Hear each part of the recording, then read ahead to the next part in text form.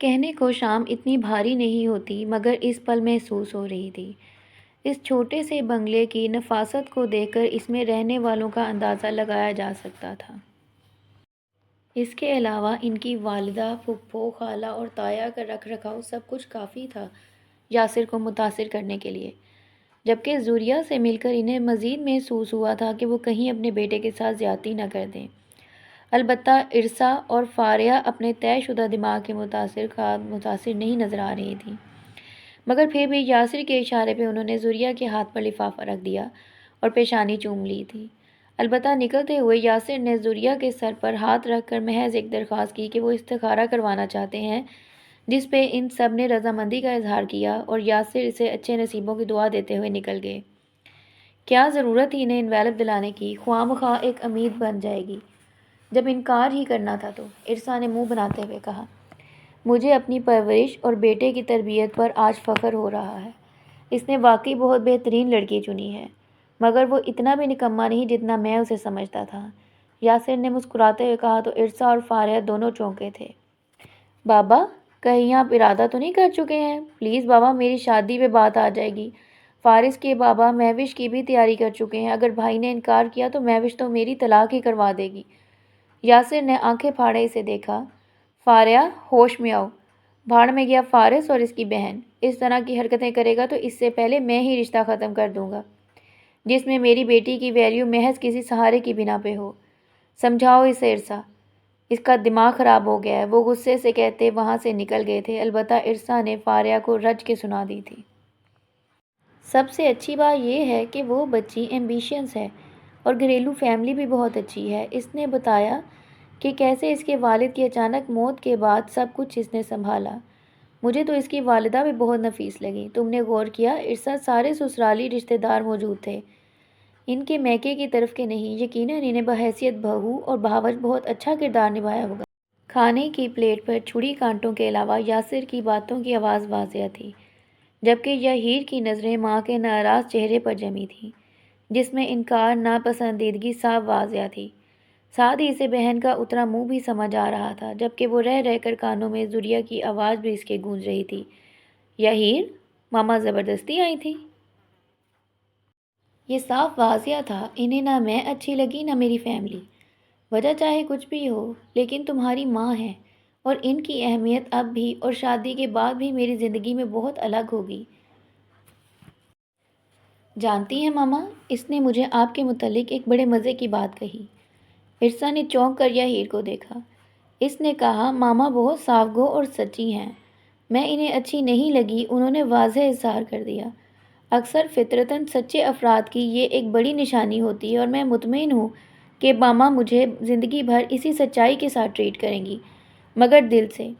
وہ لفافہ جو کل آپ نے اس کے ہاتھ پر رکھا تھا وہ آج آفس میں میری ٹیبل میں ڈال گئی ہے کہ جس دن ماما پورے دل سے آئیں گی میں اس دن ان سے صرف 100 روپے ماما سے اپنے ہاتھ میں لوں گی، کیونکہ امی نے مجھے ہمیشہ زندگی کی ہر خوشی کامیابی میں بس 100 روپیہ ہی دیا ہے، اور جب تک ماما کی مرضی نہیں ہوگی میں اتنی مجال ہی نہیں رکھتی کہ تمہاری زندگی میں شامل ہوں، یحییٰ نے اداسی سے کہا۔ یاسر صاحب نے دکھ سے اسے دیکھا، جبکہ فاریہ بھی نظریں چرا گئی۔ اب اسے بھائی کی اذیت کا اندازہ ہو رہا تھا۔ میں نے اپنے لیے صرف بیوی نہیں بلکہ بابا اور آپ کے لیے بیٹی اور فاریہ کے لیے بڑی بہن ڈھونڈی تھی۔ وہ کتنی مضبوط، بہادر اور حالات کا مقابلہ کرنے والی لڑکی ہے یہ آپ نہیں جانتی۔ وہ بہت باہمت اور بہت محنت کرتی ہے، اس لیے کہ اسے گھر چلانا ہے، چھوٹی دونوں بہنوں اور بھائی کو پڑھانا ہے اور ان کی شادی کروانی ہے، اسے اپنا بزنس کھڑا کرنا ہے۔ وہ کوئی عام سی کسی امیر خاندان میں پیدا ہوئی باپ کی جائیداد پر پلنے والی لڑکی نہیں ہے جو ساری زندگی دوسروں پر ڈیپینڈنٹ رہے۔ ماما، میں آپ کی مرضی کے بغیر کچھ نہیں کروں گا، کیونکہ وہ کرنے ہی نہیں دے گی۔ وہ کہہ کر وہاں بیٹھا نہیں تھا بلکہ اٹھ کر تیزی سے نکل گیا تھا۔ یاسر اور ارسا میں اتنی بھی ہمت نہیں تھی کہ وہ اسے آواز دیتے۔ یاسر نے گہرا سانس بھرا اور پیشانی پہ 2 انگلیاں رکھی تھیں۔ ڈر ہے مجھے، یتیم بچی ہے، بہن بھائیوں کی بڑی، کہیں کوئی زیادتی نہ ہو جائے۔ ان کے کہنے پر ارسا نے نظریں چرائی تھیں۔ اس گھر کے باہر گاڑی روکتے ہوئے یاسر کو بہت ڈر سا لگا۔ وہ بہت چھوٹا سا گھر بہت پرسکون اور اچھا سا لگا تھا۔ انہیں بارہا خیال آ رہا تھا کہ اس گھر کا سکون ان کے گھر بھی آ سکتا ہے، مگر یاسر کے کندھے پر ان کی بہن نے ہاتھ رکھ کر تسلی دی تھی اور اترنے کا اشارہ کیا۔ بیل کی آواز پہ ملازمہ آئی اور چند لمحے بعد ہی وہ اندر داخل ہو گئے۔ بہت معذرت خواہ ہوں بہن، یوں اچانک آنے کے لیے۔ آپا بھی بہت شرمندہ ہیں۔ نہیں بھائی صاحب، ایسی کوئی بات نہیں، آپ بس بتائیں سب خیریت تو ہے یا کوئی اور بات ہے؟ رابعہ نے سوالیہ نظروں سے دیکھا۔ یاسر نے ایک نظر اپنی بہن کو دیکھا، شاید وہ بالکل ہمت نہیں کر پا رہے تھے بات کرنے کی۔ بہن میں بہت شرمندہ ہوں کہ پہلی مرتبہ کی ملاقات میں ہی آپ سے کوئی ایسی بات کر رہی ہوں۔